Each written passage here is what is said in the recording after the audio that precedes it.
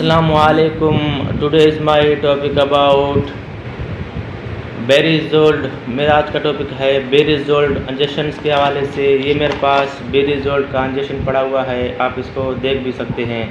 ये बेरिज़ोल्ड इंजेक्शन है और बेरिज़ोल्ड इंजेक्शन का फार्मूला है लेंज़ोलेड। इसका फार्मूला है बेंजोलेड। ये बेरिज़ोल्ड इंजेक्शन है और ये 100 ml के इंजेक्शन है और इसके अंदर 2 mg और 100 ml के इंजेक्शन है और ये बेरेड कंपनी का प्रोडक्ट है। बेरेड कंपनी एक मखसूस और बेस्ट कंपनी है पूरे वर्ल्ड में। इसके प्रोडक्ट मशहूर हैं और इसकी रिटेल प्राइसेस है 362 रुपया 49 पैसा। और ये बेरिज़ोल्ड इंजेक्शंस के इंडिकेशंस, बेरिज़ोल्ड इंजेक्शंस के फ़ायदे, बेरिज़ोल्ड इंजेक्शंस के नुकसान क्या हैं, इसके डोजेस क्या हैं, इसके रिएक्शंस क्या हैं और इसके ओवरडोजेस क्या हैं, मैं आज आपको बेरिज़ोल्ड इंजेक्शंस के बारे में मुकम्मल जानकारी दे दूंगा। तो बेरिज़ोल्ड इंजेक्शंस के फ़ायदे, इसके नुकसानात, इसके डोजेस क्या हैं, वो मैं आज सब आपको बताऊंगा। बेरिज़ोल्ड इंजेक्शंस का फार्मूला है लेंज़ोलेड, इसका फार्मूला है और ये 100 ml के इन्फ्यूजन्स है और ये बेरेड कंपनी का है। इसकी रिटेल प्राइसेस है 362 रुपया।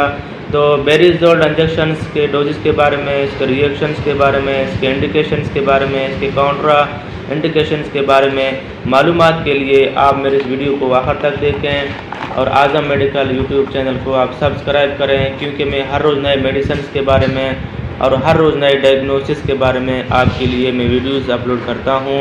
और एनी प्रॉब्लम्स के लिए, एनी डोजेस के लिए, इंजेक्शंस के लिए, कोई भी मेडिसिन के लिए, कोई भी इंफॉर्मेशंस के लिए आप मुझे बिलाशुबा कमेंट कर सकते हैं। इंशाल्लाह मैं कमेंट पे आपको जल्द से जल्द जवाब दे दूंगा। बेरिज़ोल्ड इंजेक्शन दरअसल ये एंटीबायोटिक प्रोडक्ट है। एंटीबायोटिक का माना है एंटीबैक्टीरियल, यानी कि जिस्म के अंदर कोई भी एंटीबैक्टीरियल हो उसको वो अंदर से ठीक करता है और बेहतर करता है। फॉर एग्ज़ाम्पल मौसमी वायरल या मौसमी बुखार के साथ साथ जो हमें वायरसेस बैक्टीरिया लग जाते हैं, जिसकी वजह से हमें बीमारियां और हमें बुखार आ जाते हैं, उस सूरत में डॉक्टर हज़रात लगाते हैं हमारे बच्चों को और हमें बड़ों को भी लगाते हैं।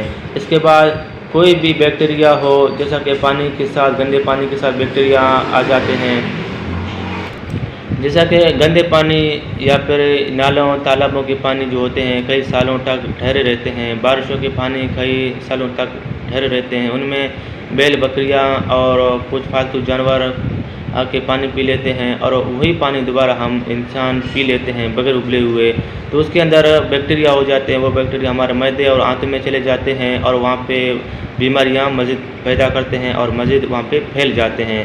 तो इसी तरह हवा के ज़रिए, खुराक के ज़रिए, पानी के ज़रिए जो बैक्टीरिया हमें लग जाते हैं हमारे मैदे, आंतों में और हमारे पूरे बॉडीज़ में, तो उस सूरत में डॉक्टर हज़रात इसी इंजेक्शन को लगाते हैं। छोटे बच्चों को भी वज़न के हिसाब से, बड़े बंदों को भी वज़न के हिसाब से लगाते हैं।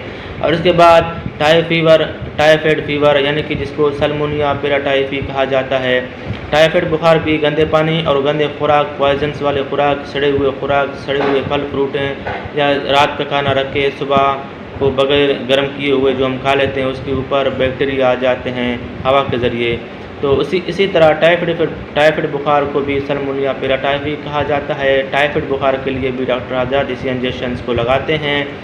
और इसके बाद रोड एक्सीडेंट्स में जो ज़ख़म होते हैं, बैक्टीरिया लग जाते हैं, रोडों में आपने देखे होंगे कि पान भी रोडों में लोग फेंकते हैं, थूक भी, नस्वार भी, सिगरेट भी और बहुत सारे बंदे जानवर पेशाब भी करते हैं, जिसकी वजह से जो हमें रोड एक्सीडेंट्स हो जाते हैं तो वो ज़ख़म कई मुद्दों तक, कई वक्त तक ठीक नहीं हो पाते हैं। तो उस सूरत में भी डॉक्टर हज़रात इसी इंजेक्शंस को लगाते हैं।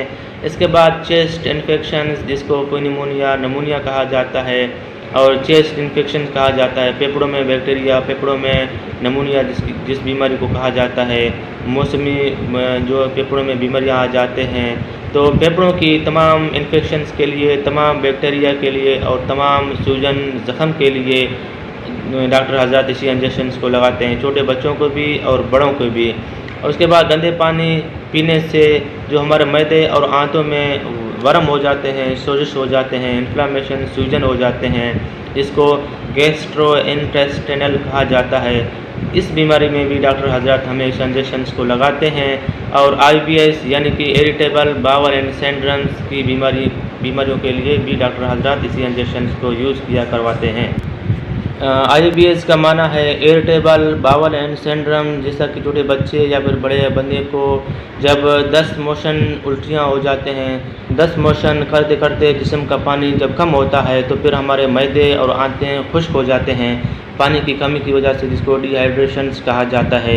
जब जिस्मानी पानी की कमी हो जाती है फिर हमारे मैदे और आंतें खुश्क हो जाते हैं, जिसकी वजह से वो सिकुड़ते हैं और उनको काम करने में रुकावट आ जाती है। और फिर इसके बाद जिस्म का पानी जब ख़त्म होता है तो साथ साथ उसमें वर्म सूजन आ जाते हैं, रगड़ आ जाते हैं और फिर वो बलगमी जैसे खूनी बगलमी जैसे मोशन हो जाते हैं और खून भी बाज़ औक़ात आ जाता है 10 मोशन के बाद। फिर हमारे मैदे और आंतों में बेचैनियाँ, बेकरारियाँ और करवटें बदलना और मरुड़ का हो जाता है, मरोड़ आ जाते हैं, पेचिस आ जाते हैं, जिसको IBS कहा जाता है।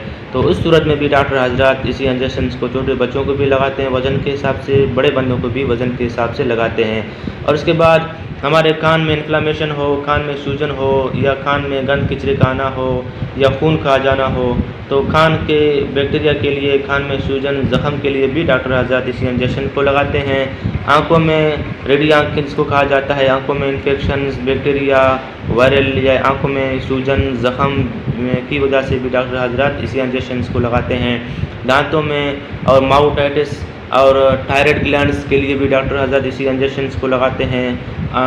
यानी कि दांतों में ज़ख़म हो या थायराइड ग्लैंड जिसको कहा जाता है, टॉन्सिलेट्स कहा जाता है, गले में सूजन जिसको कहा जाता है, ट्रेकिया एसोफेगिस में इन्फ्लामेशन सूजन हो तो उस सूरत में भी डॉक्टर हजरात इसी इंजेक्शंस को लगाते हैं। और इसके बाद जो है ये वेरिकोसिल जो हमारे आप इन तस्वीरों को भी देख सकते हैं, वेरिकोसिल हाइड्रोसिल दोनों के लिए बेस्ट रिज़ल्ट है। वेरिकोसिल यानी कि नसें हो जाते हैं जो मसाने से टेस्टाइटिस में चले जाते हैं, तो ये 3 नसें होते हैं, इनमें गाउट आ जाता है, इनमें इसी तरह गंड आ जाता है तो सूजन इन्फेक्शन बढ़ जाता है और सूजन हो जाता है टेटों में।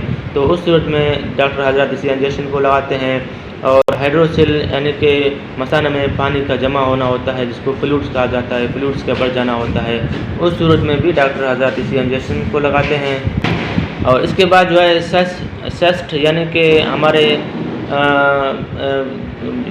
क्या नाम है गुर्दों में किचरे की वजह से गुर्दों में इन्फेक्शन, सूजन आ जाता है और गुर्दों में छाले पड़ जाते हैं, ज़ख़म हो जाते हैं जिसको सेस्ट कहा जाता है।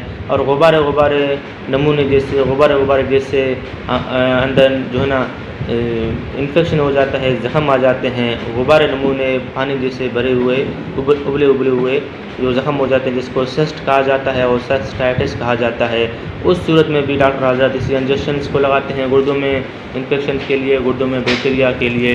इसके बाद सर्जरी यानी कि कोई भी ऑपरेशन हो, पेट का हो, दांत का हो या गुर्दे का हो या जिगर का हो या दिल का हो, कोई भी ऑपरेशन हो या टाँके लगे तो ऑपरेशन के बाद डॉक्टर हजरात इसी इंजेक्शन को भी लगाते हैं ताकि ज़ख़म जल्दी भर जाए, ज़ख़म जल्दी खुश्क हो जाए। और उसके बाद स्कैन बैक्टीरियल जिसको कहा जाता है फंगस स्कैबीज़ और स्कैन स्ट्रक्चर के लिए भी डॉक्टर हजरात इसी इंजेक्शन को लगाते हैं। तो मज़ीद मालूमात के लिए आप मुझे कमेंट करें। इसके डोजेज़ ये हैं कि छोटे बच्चा जिसका वज़न 8 kg हो यानी कि 8 किलो हो, 8 किलो वाले kg वाले बच्चों को जो है 10 ml आप सुबह लगाएं IV और 10 ml आप रात को लगा सकते हैं। इसी हिसाब से 8 kg के हिसाब से आप तकसीम करते जाएँ, बड़े को कितना लगना चाहिए, छोटे को कितना लगना चाहिए। तो मज़ीद मालूमात के लिए आप मुझे कमेंट करें, मैं कमेंट पे आपको इंशाल्लाह जल्द से जल्द जवाब दे दूँगा। शॉर्टकट वीडियो मैं बनाता हूँ और अगर आपको मेरा वीडियो अच्छा लगे, मेरे इस वीडियो को अपने दोस्तों को फेसबुक में, व्हाट्सएप में शेयर करें। शेयर करने से आपके दोस्तों को इल्म की इजाफ़ी हो जाएगी। हो सकता है आपके फ्रेंड्स में से कोई मेडिकल स्टूडेंट हो, उनको ये इल्म की जानकारी हासिल होगा, उनको ये बहुत सारे फ़ायदे हासिल होंगे। शुक्रिया, अपना ख्याल रखिएगा। अल्लाह हाफ़िज़।